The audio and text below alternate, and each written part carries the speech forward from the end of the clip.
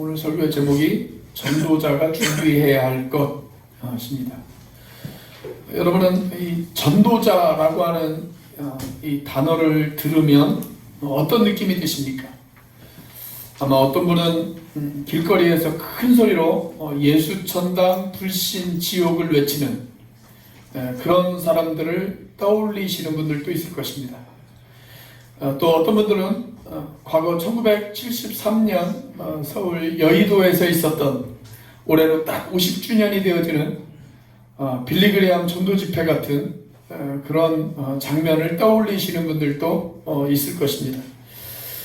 그런데 여러분, 그리스도인이라고 하는 말과 전도자라고 하는 말이 같은 말이라는 것을 혹시 아십니까? 전도자는 그리스도인이고 그리스도인은 곧 전도자라고 이야기할 수가 있습니다. 내가 예수님을 영접한 그리스도인이라면 전도자가 아닌 사람은 단 한 사람도 없습니다.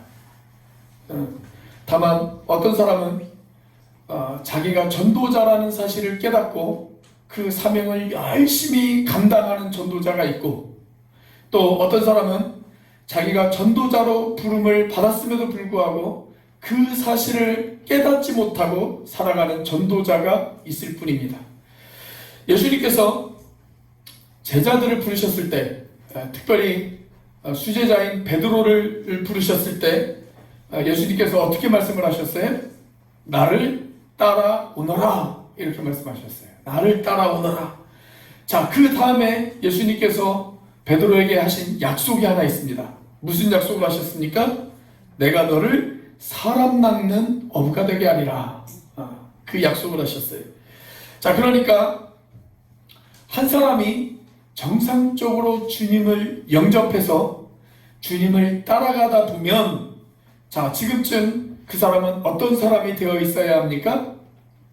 사람 낚는 어부가 되어 있어야 합니다. 그런데 많은 그리스도인들은 전도는 은사받은 어떤 특별한 사람만 하는 것이다, 이렇게 잘못된 편견을 가지고 살아가는 것 같습니다. 하나님이 나를 전도자로 부르신 것이 사실이라면 나는 무엇을 어떻게 준비해야 할까요? 이 질문에 대한 대답을 얻기 위해서 오늘 본문에서 예수님께서 제자들을 어떻게 준비시키셨는가, 우리가 그 사실을 확인해 볼 필요가 있습니다. 자, 예수님께서는 제자들을 어떻게 준비시키셨을까요? 그리고 저와 여러분들이 어떻게 준비되어지기를 원하시고 계실까요?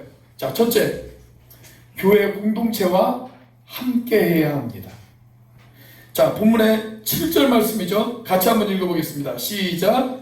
12제자를 부르사 둘씩 보내시며 더러운 귀신을 제어하는 권능을 주시고. 네, 예수님께서 제자들을 부르실 때는 한 사람씩 개별적으로 부르셨어요. 따로따로 예수님께서 일일이 찾아가셔서 그 제자들을 개별적으로 부르셨습니다. 마찬가지죠. 예수님께서 저와 여러분들을 부르실 때는 개별적으로 부르십니다. 모든 사람들이 인격적으로 예수님을 개인적으로 구주와 주님으로 영접을 합니다. 자, 그렇게 개인적으로 부르셔서 열둘이라고 하는 공동체를 이루셨습니다. 그리고 그들을 공동체로 부르시고 공동체로 모으셨을 뿐만이 아니라 이제 그들을 다시 세상으로 보내십니다. 그런데 보내실 때 혼자 보내시지 않으셨어요. 어떻게 보내셨어요? 전도하기 위해서 두 사람씩 짝을 지어서 보내셨다라고 그렇게 성경은 기록하고 있습니다. 여러분, 한 사람씩 따로따로 보내는 것과 두 사람씩 짝을 지어서 보내는 것, 이 두 가지 사이에는 어떤 차이가 있을까요? 일단 여러분이 혼자 나가서 전도한다고 한번 생각을 해보세요. 혼자 나가서 전도하는 것. 여러분, 전도하는 것이 결코 쉽지 않죠. 아주 어려운 일입니다. 그런데 혼자 전도하다 보면, 그 어려운 일을 혼자 하다 보면 쉽게 지쳐요. 쉽게 지칠 수가 있어요. 그렇게 지칠 때 이런 유혹이 찾아올 수 있지 않겠습니까? 하지 말까? 그냥 오늘은 대충 땡땡이나 좀 칠까? 이런 유혹이 찾아올 수 있지 않겠습니까? 그런 유혹이 찾아왔을 때 나 혼자라면 그냥 집에 가면 됩니다. 그러면 돼요. 자, 그런데 두 사람이 함께 다니다 보면 어떤 생각이 들까요? 상대방을 의식하는 마음이 생기죠. 야, 내가 여기서 그만두면 저 사람이 나를 어떻게 생각할까? 이런 생각이 들 수도 있지 않겠습니까? 저도 간혹 내가 목사인데 내가 여기서 포기하면 성도들이, 사람들이 나를 어떻게 생각하겠어? 이런 생각이 들 때도 있는 것이 사실입니다. 그런 생각이 들 수도 있어요. 상대방을 의식하게 되어져요. 또 성경 전체를 통해서 이 둘이라고 하는 숫자는 법적인 효력을 발휘하는 숫자입니다. 자, 신명기 19장 15절을 보시면 누군가를 판결할 때 반드시 증인이 필요해요. 증인이. 그런데 증인이 한 사람만 있으면 안 돼요. 반드시 두 사람 이상의 증인이 있어야 됩니다. 어떤 사람이 심판의 날에 하나님 앞에 이런 항변을 한다고 한번 생각을 해보십시오. 자신의 억울함을 하나님 앞에 항변하면서 이렇게 이야기를 합니다. 하나님, 저는 억울합니다. 저는 세상에 있을 때 저에게 전도한 사람이 한 사람도 없습니다. 누가 저에게 예수에 대해서 이야기를 한 적이 없는데 제가 어떻게 예수님을 믿을 수가 있겠습니까? 이렇게 항변을 했어요. 자, 그러시면 그때 하나님께서 뭐라고 이야기하실까요? 아마 이렇게 이야기를 하실 거예요. 증인이 있느니라. 그러시면서 몇 사람의 증인을 저와 여러분들에게 이야기를 할까요? 두 사람의 증인 이상을 이야기할 겁니다. 두 사람 이상의 증인을 이야기할 거예요. 자, 그리고 또 격려하기 위한 목적일 수도 있습니다. 전도서에 보면 이런 말씀이 있죠. 자, 전도서 4장 9절과 10절 같이 한번 읽어보겠습니다. 시작. 두 사람이 한 사람보다 나으면 그들이 수고함으로 좋은 상을 얻을 것입니다. 혹시 그들이 넘어지면 하나가 그 동물을 붙들어 일으키려니와 홀로 있어 넘어지고 붙들어 일으킬 자가 없는 자에게는 화가 있으리라. 자, 두 사람이 한 사람보다 나은 이유, 그게 뭐예요? 한 사람이 넘어질 때 다른 한 사람이 어떻게 합니까? 붙들어 일으켜 세워줄 수 있다. 다시 말하면 격려해 줄 수 있다. 그 이야기예요. 격려해 줄 수 있다. 자, 오늘 본문 말씀을 보시면 제자 중에 누가 누구와 짝꿍이었는지가 기록되어 있지 않아요. 예수님이 둘씩 짝을 지어서 보내셨는데 누가 누구와 짝꿍이었는지 거기에 대해서 나와 있지는 않습니다. 자, 그런데 같은 사건을 기록하고 있는 마태복음을 보면 두 사람씩 짝꿍이 소개가 되어지고 있어요. 짝꿍이. 자, 베드로의 짝꿍은 누구였냐면 안드레였습니다. 안드레. 이 두 사람의 관계가 무슨 관계예요? 친형제죠. 친형제. 그리고 평생 고기 잡는 일도 같이 했단 말이죠. 아마 눈빛만 봐도 서로가 서로에 대해서 너무 잘 알고 있는 환상의 짝꿍이었을 것입니다. 자, 그런데 전혀 어울릴 것 같지 않은 짝꿍도 있습니다. 시몬과 유다가 짝꿍이었어요. 시몬과 유다. 제가 2021년도 8월 첫째 주부터 2021년 12월 마지막 주까지 12사도에 대한 성경 공부를 한 적이 있습니다. 그때 이 시몬에 관해서 제가 2주 이상을 설명을 해드린 적이 있어요. 여러분, 이 시몬은요, 열심당원 출신입니다. 아주 열심히 있고 열정이 있는 그런 사람이었어요. 자, 그런데 짝꿍이 누구였냐면 가룟 유다란 말이죠. 가룟 유다. 전 이 시몬이 엄청 힘들었을 것 같습니다. 매사에 비판적이고 부정적인 저 유다를 내가 어떻게 품을 수 있을까? 내가 저 유다를 얼마나 참아야 될까? 아마 이런 고민이 이 시몬에게 있지 않았을까? 그런 생각이 듭니다. 여러분, 우리가 신앙생활을 하다 보면 나하고 잘 맞는 사람끼리 있을 때, 나하고 잘 맞는 사람이 내 짝꿍이 되어졌을 때, 그때 꼭 영적인 성숙이 일어나는 것은 아닙니다. 그때도 영적인 성숙이 있을 수 있지만 어떤 때는 나와 전혀 마음이 맞지 않는 사람이 나와 짝꿍이 되어졌을 때, 그때 나에게 영적인 성숙이 일어날 수도 있습니다. 여러분, 뜻이 맞지는 않지만 그 사람을 바라보면서 참아요. 인내해요. 그리고 그 사람을 위해서 기도합니다. 나와 뜻이 맞지 않는 그 사람을 설득해 나갑니다. 그러면서 나의 인격과 나의 신앙이 성숙해 나갈 수가 있단 말이죠. 여러분, 교회에서 목장을 편성할 때 항상 불만을 가지는 사람들이 있어요. 목사님, 저는요 저 사람이 마음에 들지 않아요. 목장을 좀 바꿔주세요. 그런데 참 감사하게도 우리 교회에서 저에게 그렇게 노골적으로 요청을 하신 분들이 아직까지는 없었어요. 아직까지는 없었습니다. 그게 참 감사합니다. 자, 그런데 혹시라도 마음 가운데 저 사람은 나 정말 마음이 안 맞아. 마음이 안 맞아. 혹시 이렇게 생각하시는 분들이 계십니까? 그렇다면 감사하시기를 바랍니다. 왜냐하면 그 사람은 나를 성숙시켜주는 사람이 되어줄 수도 있어요. 내가 그 사람을 향해서 참고 인내하고 그 사람을 위해 기도하면서 오히려 그 사람 때문에 내가 더 성숙해질 수가 있습니다. 우리 앞뒤 좌우에 있는 분들하고 한번 같이 인사해 볼까요? 당신 때문에 제가 더 성숙해지고 있습니다. 한번 인사해 보겠습니다. 당신 때문에 제가 더 성숙해지고 있습니다. 여러분, 우리가 전도하는 것이 보통 일이 아니죠. 보통 사건이 아니란 말이죠. 여러분, 전도는 세상을 변화시키는 것입니다. 그런데 여러분, 세상을 변화시킨다 라고 하는 이 이야기를 들었을 때 여러분들은 어떤 느낌이 드십니까? 나 같은 사람이 세상을 변화시킨다고? 여러분, 이런 생각 안 드십니까?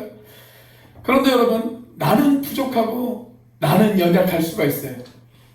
그런데 하나님의 은혜를 경험한 사람들이 모이면, 그래서 하나님의 은혜를 경험한 사람들끼리 공동체를 이룬다면 여러분, 엄청난 힘을 발휘할 수도 있습니다. 이 12명의 제자들의 목록을 한번 보십시오. 이 사람들 중에 그 누구도 특출난 사람이 없어요. 그냥 다 평범한 사람들이었습니다. 평범한 사람들. 그러나 그들이 성령 안에서 하나가 되어졌을 때 그들이 전한 복음은 결국 세상을 변화시켜 놓았습니다. 그렇다면 우리도 그렇게 되어질 수 있지 않겠습니까? 우리가 하나가 되어지면, 우리가 한 공동체로 하나가 되어지면 저와 여러분들을 통해서 세상을 변화시킬 수 있지 않겠어요?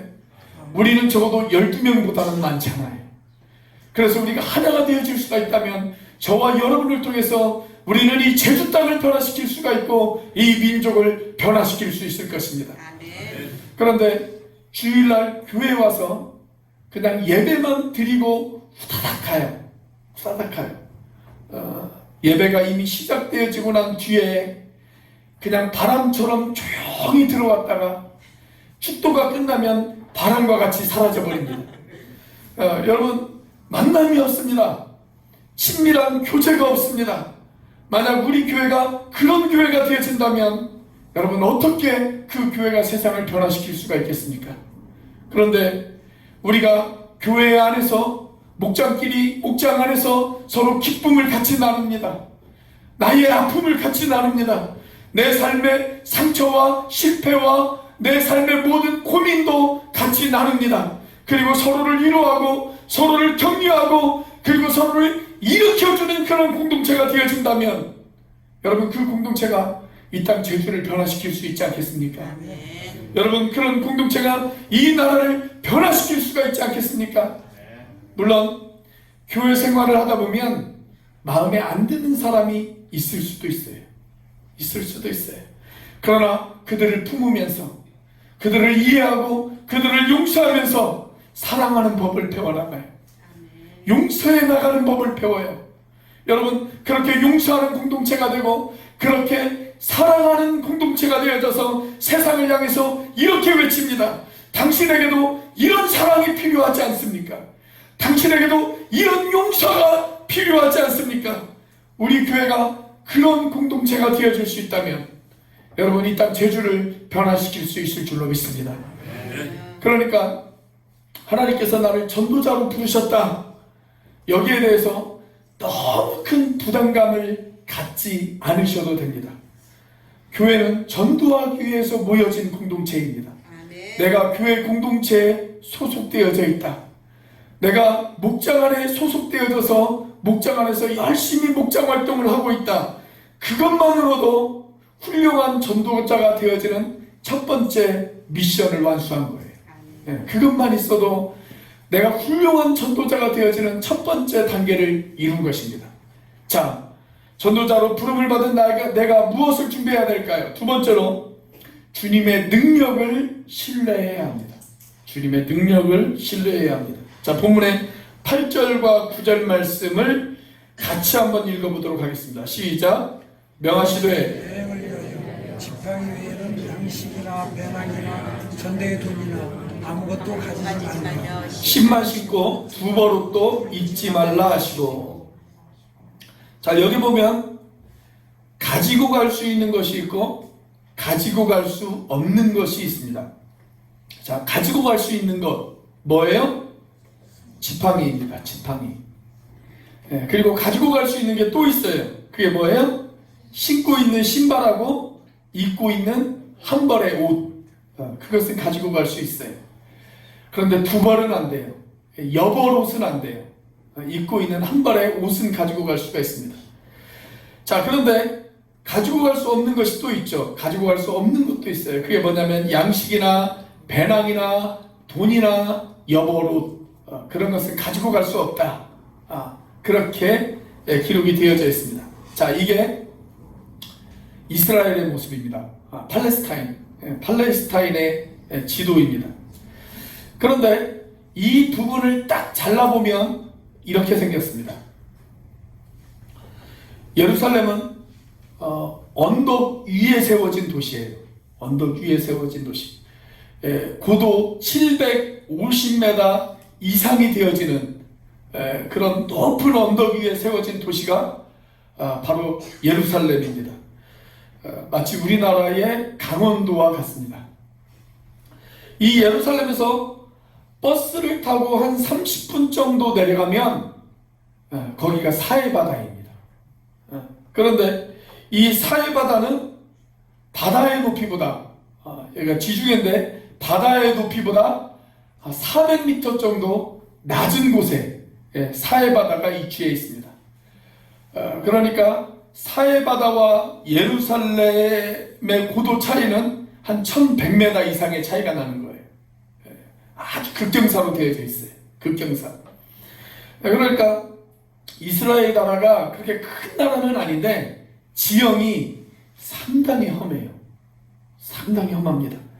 여러분, 이런 험한 지형을 다니려면 가장 필요한 것이 무엇일까요? 지팡이가 필요합니다. 그리고 좋은 신발이 필요합니다. 그리고 이 험한 지형에서 그들을 보호해 줄 수 있는 옷이 필요합니다. 요즘으로 말하자면 등산 스틱이 필요하고 K2 같은 등산화가 필요하고 좋은 등산복이 필요하다는 거예요.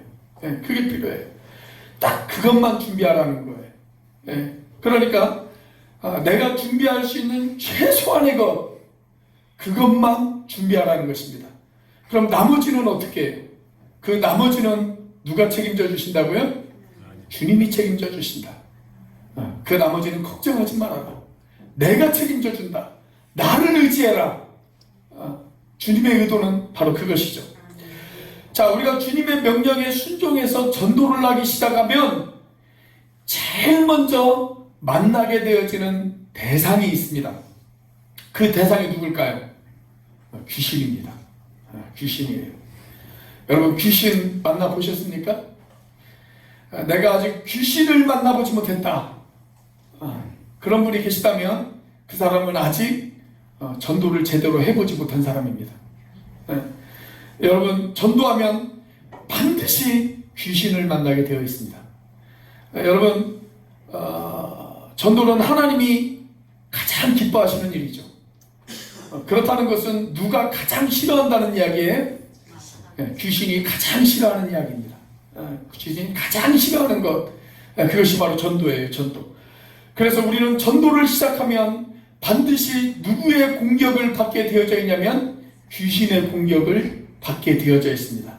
틀림없이 악한 영들의 방해가 시작이 되어집니다. 자, 그런데 거기에 대해서도 걱정할 필요가 없다. 주님 그렇게 이야기하세요. 걱정할 필요가 없다. 자, 7절 말씀을 보면 제자들을 보내기 전에 우리 예수님께서 무엇을 주셨어요? 귀신을 제어하는 권능을 주셨다. 그렇게 이야기하고 있어요. 귀신을 제어하는 권능을 주셨다. 여러분 믿으십니까? 자, 정리를 한번 해보도록 하겠습니다. 전도하면 우리가 반드시 만나는 것, 그 대상이 누구예요? 귀신이에요. 귀신. 악한 영들의 방해를 받아요. 자, 그런데 그 악한 영들은 반드시 패배할 것입니다. 왜냐하면 우리 주님이 귀신보다 강한 분이시기 때문에 그렇습니다. 자, 그리고 그 주님은 저와 여러분들에게 귀신을 제어할 수 있는 권능을 주신 줄로 믿으시기를 바랍니다. 그러니까 우리가 전도하면 저와 여러분은 정말 귀신 잡는 해병대가 되어지는 것입니다. 자, 우리가 종종 선교지에서 활동하시는 그 선교사님들의 간증을 듣게 되어지죠.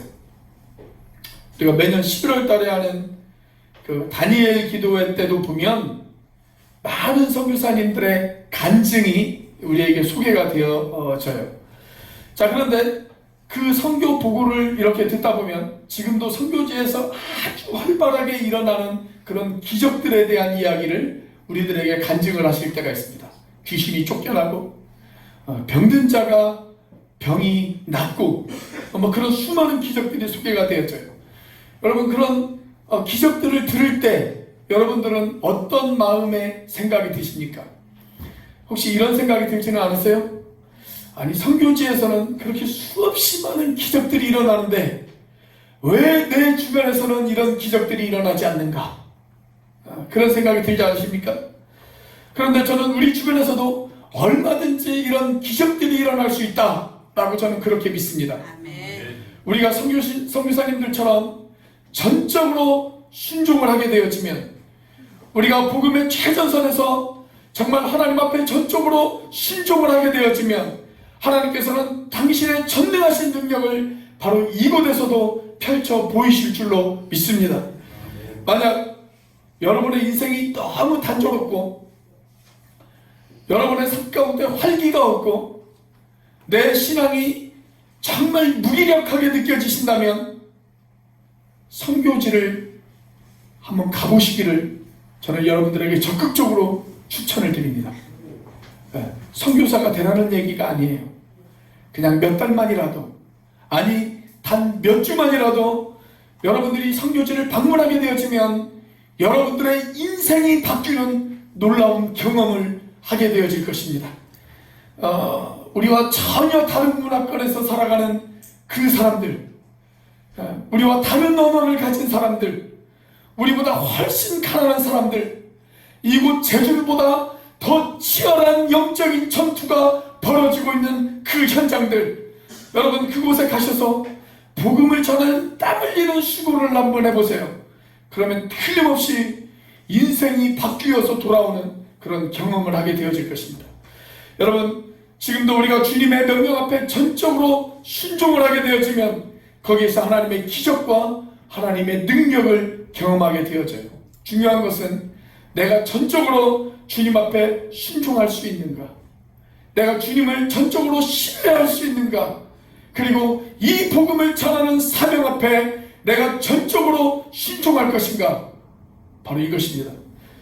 그렇게만 하면 또 이렇게 생각하시는 분들이 계실지 모르겠어요. 목사님 그러면 제가 직장을 그만두고 지금이라도 신학교에 들어가야 합니까? 물론 주님께서 어떤 사람에게는 복음을 전하는 일에 그의 인생을 전적으로 헌신하라고 요구하시는 사람들도 있어요. 네, 목사와 선교사가 바로 이런 사람들이라고 이야기할 수가 있겠죠. 자, 그런데 주님께서 대부분은 생업이나 직업을 포기하지 않고 그들의 일상적인 삶의 장에서 주님께서 그들을 부르시는 사람들이 거의 대부분입니다. 바로 여러분들처럼 말입니다. 고린도전서 7장 말씀을 보시면 하나님께서 독신자를 부르세요. 독신자. 그리고 또 기혼자도 부르십니다. 하나님께서는 독신자도 쓰시고 기혼자도 쓰세요. 자, 그런데 여러분, 독신자와 기혼자 가운데 누가 주님을 섬기는 일에 더 열심을 낼 수 있을까요? 결혼을 한 사람과 결혼을 안 한 사람 중에 주님을 섬기는 일에 더 열심을 낼 수 있는 사람 누구일까요? 네, 독신자죠. 독신자죠. 일단 결혼하면 걱정해야 될 게 많잖아요.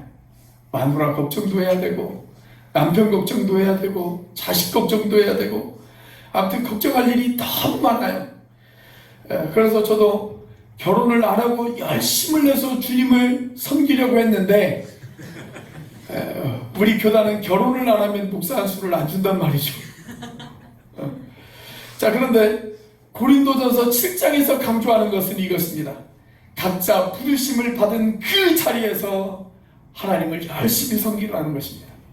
각자 부르심을 받은 그 자리에서 하나님을 열심히 섬기라. 여러분, 그러니까 부르심을 받은 곳이 다 다를 수 있어요. 다 다를 수 있습니다. 목사나 선교사처럼 풀타임으로 주님을 전하라고 부르심을 받은 사람들도 있어요.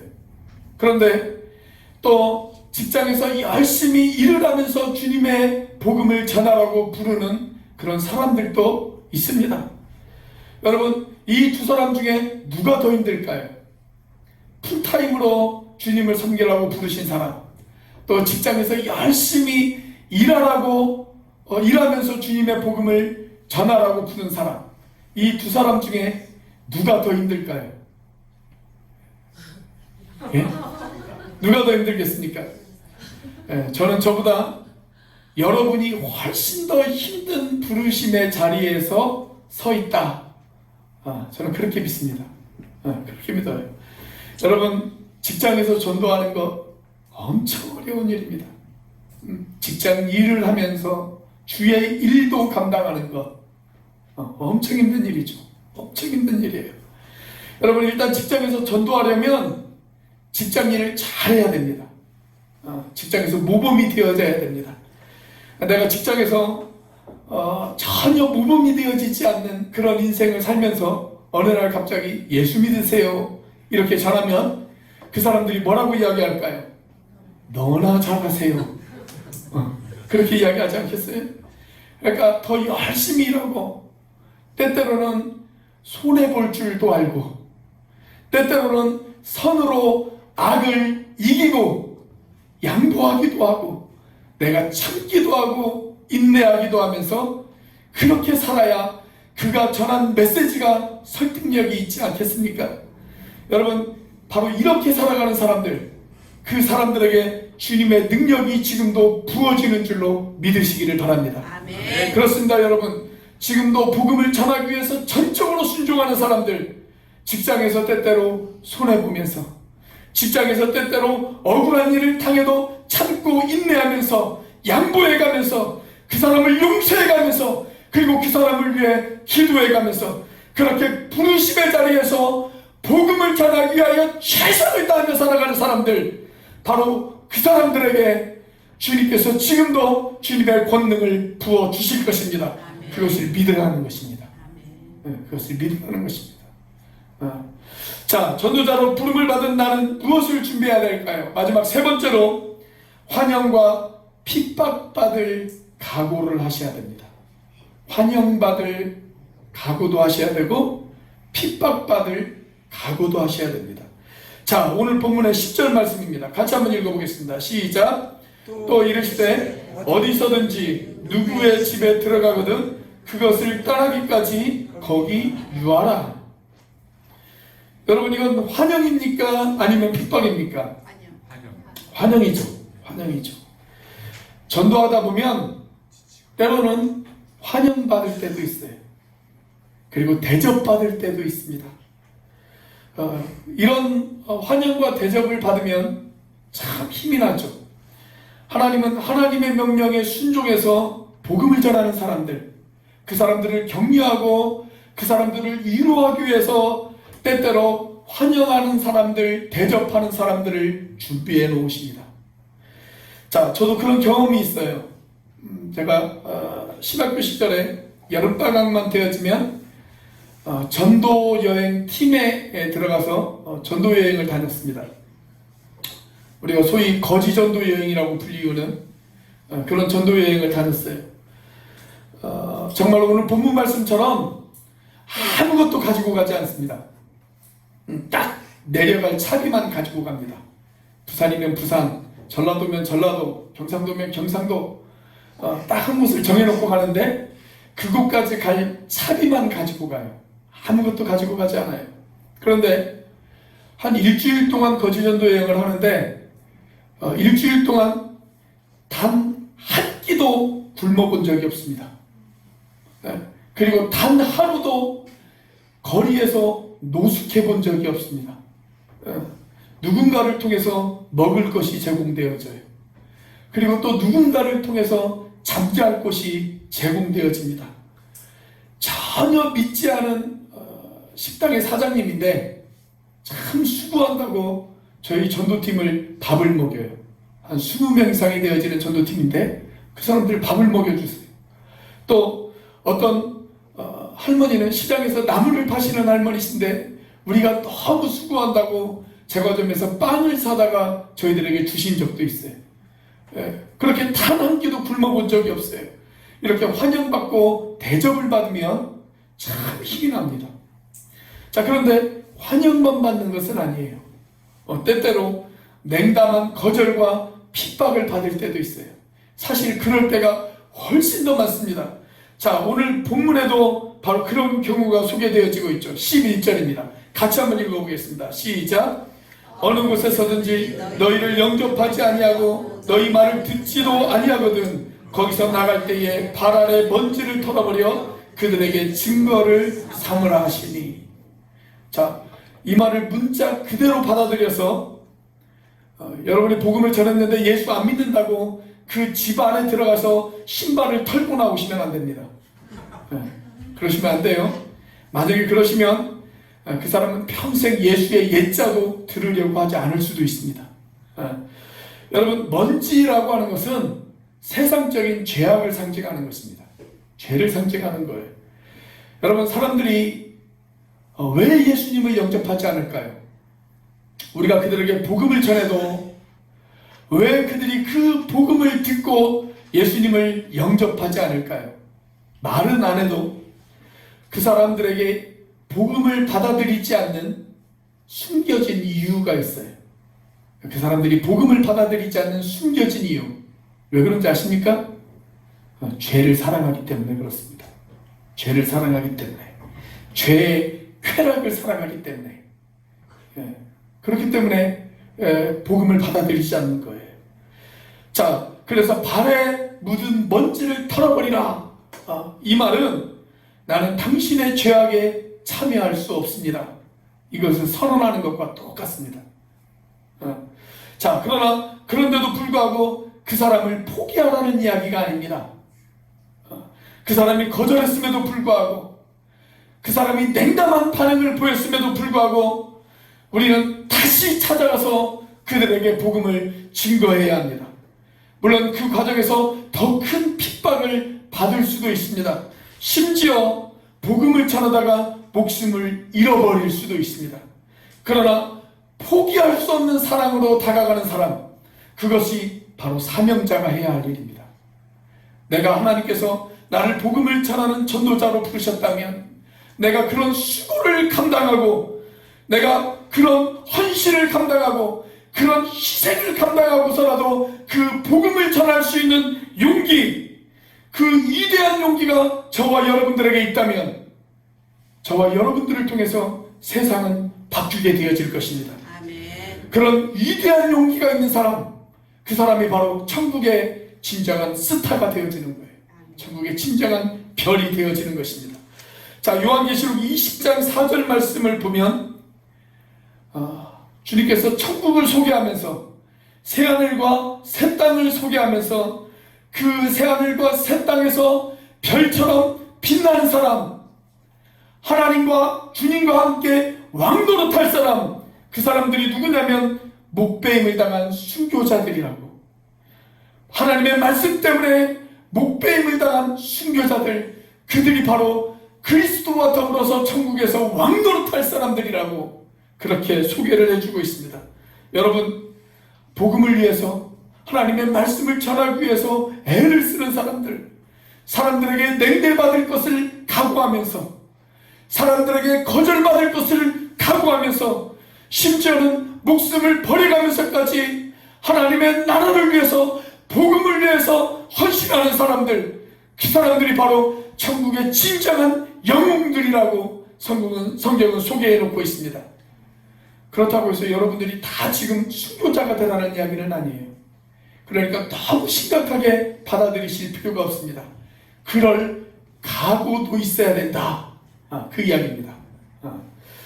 세계적으로 큰 인기를 끌었던 영화 가운데 타이타닉이라고 하는 영화, 여러분들 잘 아시죠? 타이타닉.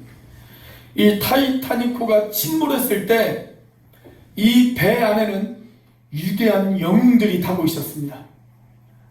그리고 그 영웅들은 대부분 그리스도인들이었습니다. 미국 뉴욕의 유명한 백화점 가운데 메이시라고 하는 백화점이 있어요. 지금도 미국 전역에 이 백화점이 있습니다. 이 백화점의 주인인 스트라우스 부부가 이 배에 타고 있었습니다. 이 노 부부의 남편이 너무 몸이 쇠약했거든요. 말년에 심한 병으로 인해서 너무 고생을 많이 하고 있었어요. 그래서 다른 사람들보다 먼저 구명보트에 탈 기회가 있었습니다. 그런데 이분이 나는 이 구명보트를 타지 않겠습니다. 내가 몸이 너무 쇠약해져서 나는 이 구명보트를 타더라도 저 차가운 바다에서 견딜 수가 없을 것입니다. 그러면서 구명보트를 양보합니다. 그러자 사람들이 부인에게 권유합니다. 그럼 부인이라도 타시죠. 그때 이 부인도 그 구명보트 탈 기회를 거절하면서 이렇게 이야기를 합니다. 아니에요. 우리는 수십 년 동안을 함께 해왔어요. 남편이 있는 곳에 저도 함께 있겠습니다. 그러면서 구명보트를 거절해요. 그리고 자신들의 옆에 있는 비서에게 자신들이 입고 있는 따뜻한 밍크코트를 입혀주면서 이렇게 이야기합니다. 자네가 우리 대신 타게나. 그러면서 비서에게 그 구명보트를 양보해요. 그리고 이 스트라우스 부부는 함께 손을 잡고 하나님 앞에 그들의 영혼을 맡기는 마지막 기도를 드린 뒤에 아름다운 최후를 맞이합니다. 이 배에 존 하퍼라고 하는 39살이 되어진 침례교 목사님도 타고 있었습니다. 그는 침몰 직전까지 이 배 안에서 사람들을 전도하기 시작을 했어요. 그러다가 파도에 휩쓸려서 숨졌습니다. 이분이 죽기 전에 마지막으로 전도한 청년이 한 명 있어요. 그 청년이 예수님을 영접했고 그 청년은 구사일생으로 살아남았습니다. 그리고 아주 독실한 크리스찬이 되어졌습니다. 그리고 이 타이타닉호가 침몰했을 때 우리에게 가장 큰 감동을 준 사람들이 있죠. 이 영화에도 소개가 되어지고 있는데 이 배에 타고 있었던 8명의 연주자들이었습니다. 이 연주자들의 대표가 윌리스 헨리 하틀리라고 하는 사람입니다. 그는 자기 연주팀을 독려하면서 끝까지 자리를 지키죠. 그리고 배가 침몰하기 10분 전까지 그는 계속 악기팀과 함께 악기를 연주하면서 사람들의 마음을 안심시킵니다.